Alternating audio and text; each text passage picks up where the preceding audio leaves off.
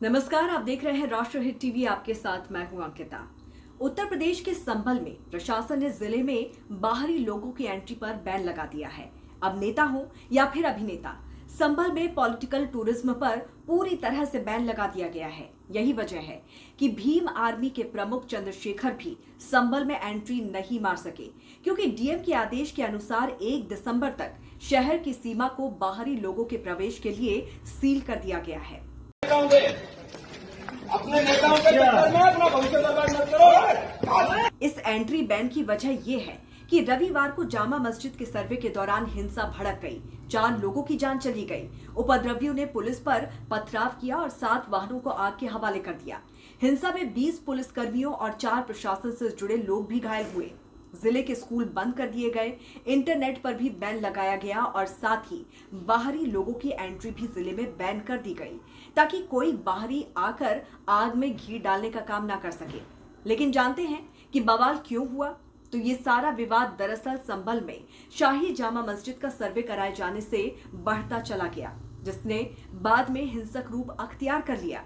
करीब 4 घंटे तक संभल सुलगता रहा, बवाल होता रहा, कई जगह पथराव हुआ, पुलिस पर पथराव हुआ, जिसमें एसपी, सीओ समेत कई इंस्पेक्टर भी घायल हुए और स्थानीय सरकारी वाहनों में आगजनी की गई। अब जानते हैं कि किस वजह से हुई हिंसा। दरअसल सारा विवाद इसलिए क्योंकि ये दावा किया जा रहा है कि संभल की शाही मस्जिद पहले हरिहर मंदिर हुआ करता था। 19 नवंबर को सीनियर एडवोकेट विष्णु शंकर जैन ने संभल के सिविल जज सीनियर डिवीजन की कोर्ट में शाही जामा मस्जिद को हरिहर मंदिर बताकर दावा पेश किया था। कोर्ट ने इसके बाद एडवोकेट कमिश्नर नियुक्त किया और 7 दिन में सर्वे का आदेश दिया। पहले चरण में टीम वीडियोग्राफी के बाद लौट आई थी। दूसरे चरण के सर्वे के लिए टीम रविवार सुबह जब 7 बजे मौके पर पहुंचती है, तब तनाव बढ़ जाता है और फिर जो कुछ हुआ वो हम आपको अभी थोड़ी देर पहले बता चुके हैं। बहरहाल सबसे बड़ा और सुलगता सवाल यह है कि संभल की जामा मस्जिद क्या वाकई कभी हरिहर मंदिर थी?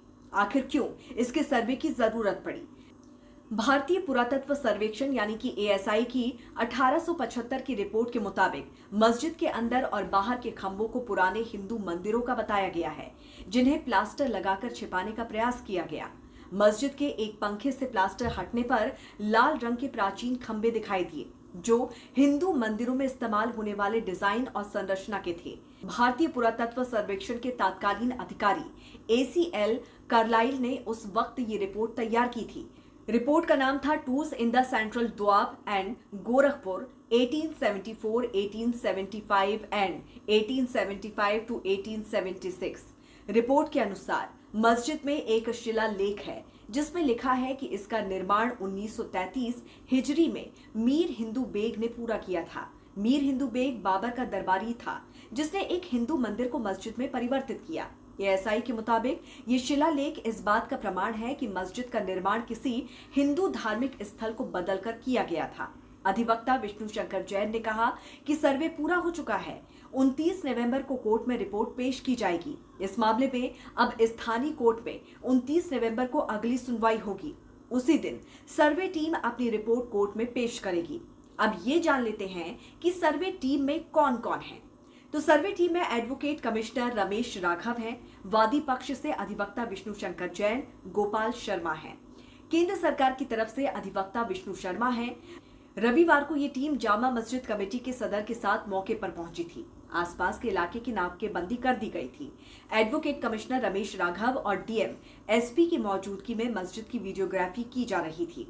19 नवंबर को सिविल जज सीनियर डिवीजन की कोर्ट ने पाया कि इस मामले में दूसरा पक्षकार भारत सरकार भी है, तो कोई भी आदेश पारित करने से पहले दूसरे पक्ष को भी सुना जाना जरूरी है।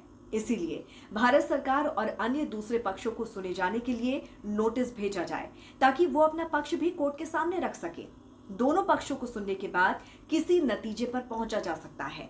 कोर्ट का कहना था कि एडवोकेट कमिश्नर मौके पर जाएं और अपनी रिपोर्ट तैयार करें। ये रिपोर्ट तय समय अवधि में अदालत में प्रस्तुत करें।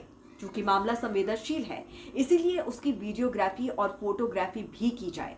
अब बात कर लेते हैं कि कौन क्या क्या दावे कर रहा है। कैला देवी मंदिर के महंत ऋषिराज गिरी महाराज ने दावा किया था कि संभल की शाही मस्जिद हरिहर मंदिर है, जिसे बाबर के हुक्म पर हिंदू मंदिर की जगह बनाया गया और उन्होंने सिविल कोर्ट में सर्वे कराए जाने की मांग की थी। यानी कि पूरा मामला भी राम जन्मभूमि विवाद जैसा ही है। एएसआई के सर्वेक्षण में दावा किया गया कि मस्जिद में ऐसे कई संकेत और अवशेष मौजूद हैं जो इसकी प्राचीनता और हिंदू मंदिर से जुड़े होने की ओर इशारा करते हैं। अब संभल में वही हालात हो गए हैं जो कभी अयोध्या में हुआ करते थे। संभल में पत्थरबाजी की घटनाओं को देखते हुए यह आदेश जारी किया गया कि स्थानीय लोग अपनी छत पर पत्थर, बोतलें या कोई भी ज्वलनशील या विस्फोटक सामग्री इकट्ठा नहीं करें, वरना उनके खिलाफ कानूनी कार्रवाई की जाएगी। बहरहाल अब ये मामला राष्ट्रीय मानवाधिकार आयोग पहुंच चुका है। देखना है कि वहां से अब क्या कुछ दलीलें सामने आती हैं। तो इस पर आपकी क्या कुछ राय है, जरूर हमें बताइए कमेंट करके। जुड़े रहिए राष्ट्रहित टीवी के साथ। नमस्कार।